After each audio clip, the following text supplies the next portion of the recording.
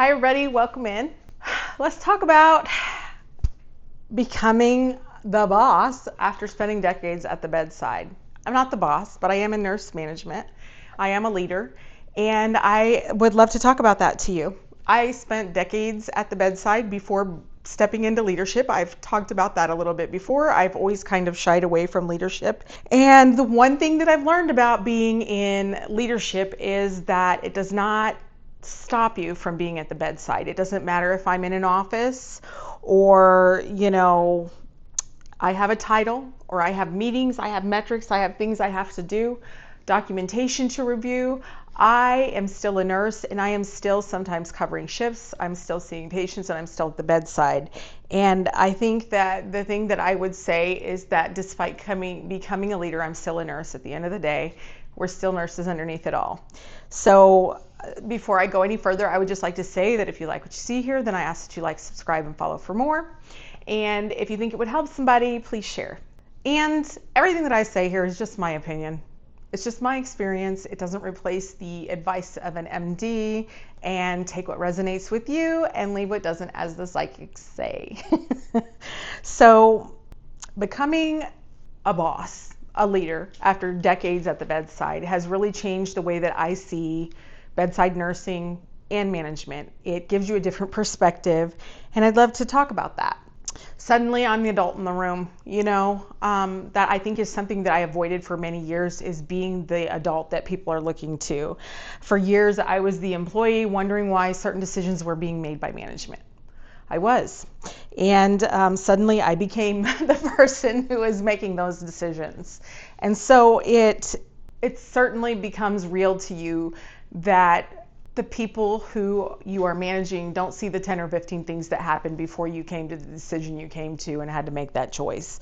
So I do remember what it feels like to be on the other end of the decision.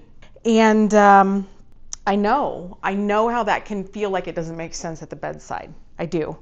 And I never want having a leadership title to make me forget what it feels like to be at the bedside doing that work. I don't want that. And I've strived really hard not to take that away or not to think about that on a daily basis, because you never really leave the bedside. And that's probably the biggest thing that I want people to understand about my transition into leadership, is that I still cover shifts when necessary. I see patients when I have to, when my team needs help, and my title doesn't mean anything. It doesn't take away the RN behind my name. I am still a registered nurse at the end of the day.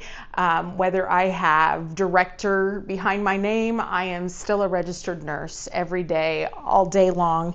And so even on the days when it's crazy, hectic, and I'm dealing with meetings, staffing, and scheduling, and all the things that we just won't go into, sometimes the only answer is to put on the scrubs and go see the patient.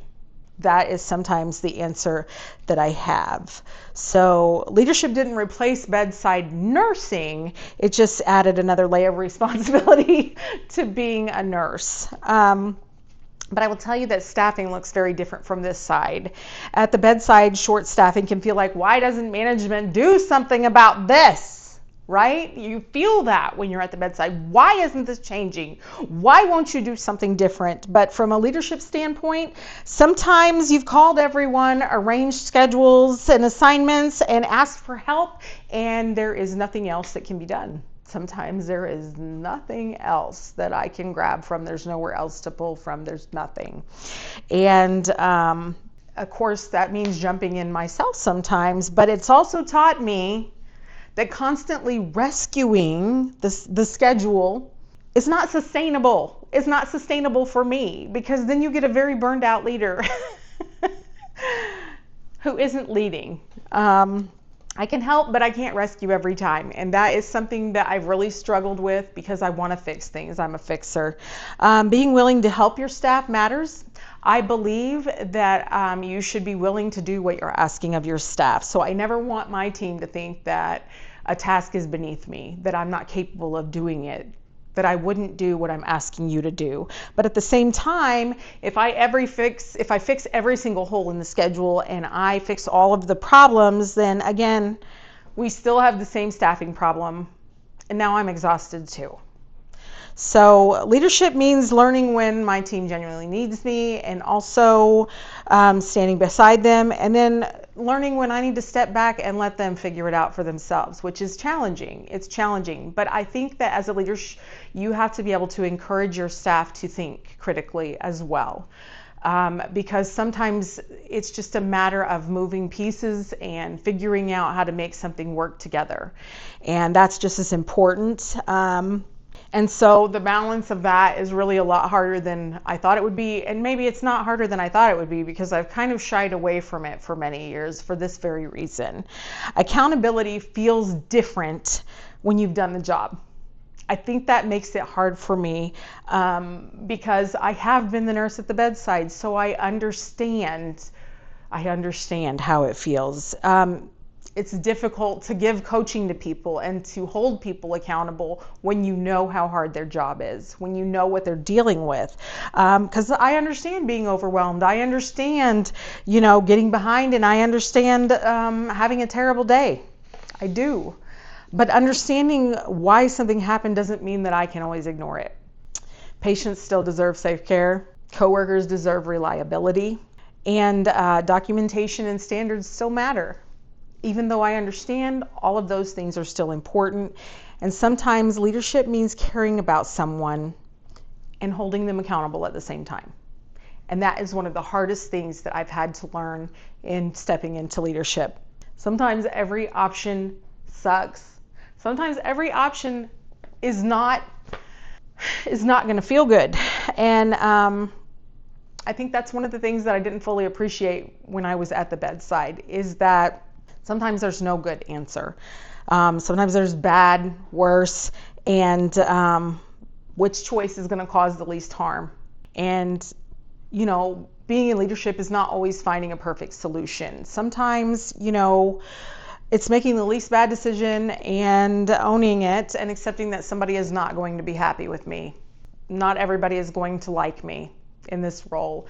And I want to be liked too, but I sometimes have to make decisions that are not based on whether a person will like me or not. And so what has decades at the bedside taught me about leadership? So it taught me that I will never forget what an impossible assignment feels like.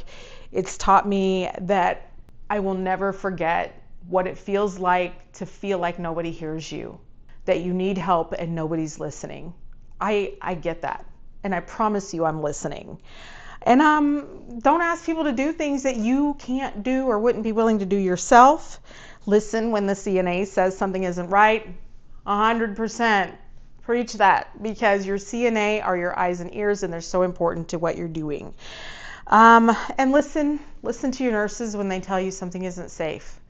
Your nurses, you got to listen to them when they're talking to you about what they're dealing with, and try to help that as best as possible. It's important to look at the numbers and the metrics, but remember that every number is a patient and a family member. It's not just a number. It's not just a number. And it's your staff. It's people. It's people, not just numbers. And don't ever forget, because you're sitting in a meeting, what it looks like to be at the bedside with your patient. It gets really hectic during the day when you're in staff meetings, and believe me, you are overwhelmed with staff meetings when you're in leadership. You're in so many meetings a day, but it's really important to remember what's happening at the bedside too. And that leads me into the kind of boss I don't want to become. I don't want to become so removed from the bedside that I forget how exhausting it is, but I promise you I haven't forgot, because I'm still at the bedside sometimes. I don't want to assume someone is struggling because they don't care. I don't want productivity to become more important than the people that are working. I don't want productivity to be the focus rather than the people that are working. And I don't want to become the manager I would have complained about when I was working at the bedside. I don't want to be that person. My bedside years are not something that I graduated from. They are the experience that I bring into leadership with me. So I may be a leader now, I may be in leadership now, but I don't think I'll ever stop being a bedside nurse. And if my team is in trouble and a patient needs care, I'm going to be there when I can be. And there are still times when the answer is for me to put on my scrubs and go, right? I never get to stop being a bedside nurse. Honestly, I don't want to lose that. I don't want to ever feel like I've disconnected myself from something that I came into this role to do. I came into nursing to be at the bedside, and even though I have stepped up into leadership and become this part of my career at this time, I don't want to ever forget the bedside. So the other thing is that I don't want to forget what it's like to be at the bedside, running behind, and desperately needing someone to understand me. So that's probably the day that I shouldn't be leading nurses anymore, when I don't have the compassion to understand what's happening at the bedside anymore. Have you gone into leadership? What's something that you are striving for as a leader? What's something that you wish you could do differently? Did you ever feel like you left the bedside when you became a leader? And if you're at the bedside now, what's one thing that you would want your leadership to know and remember about doing the job that you're doing? I would love to hear about it in the comments. And if you like what you see here, then I ask that you like, subscribe, and follow for more. And I thank you so much for taking the time to watch. I hope to see you soon. Bye-bye.